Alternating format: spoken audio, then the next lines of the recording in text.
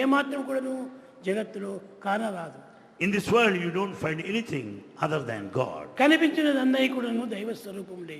All that is conspicuous is the will of God, form of God. is the form of God. కనుక will of God కాదు, form of God. It's not the will of God, it is the form of God. కనుక దైవము అన్ని రూపములతో కూడాను మనకు కనిపిస్తున్నాడు. So God is present in all forms.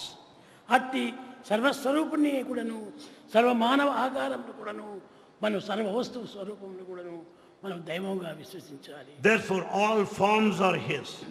It's only God who assumes all these forms.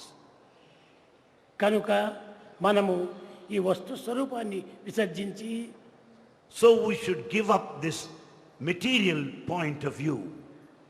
శక్తి యొక్క స్వరూపాన్ని మనము హృదయంలో దాటుకోవాలి. We should go the power, the strength of God and strengthen in our heart. కనుక దైవము కానటువంటిది మనం ఏది కూడా అనుభవించడం లేదు. You don't experience any other thing other than God in this world.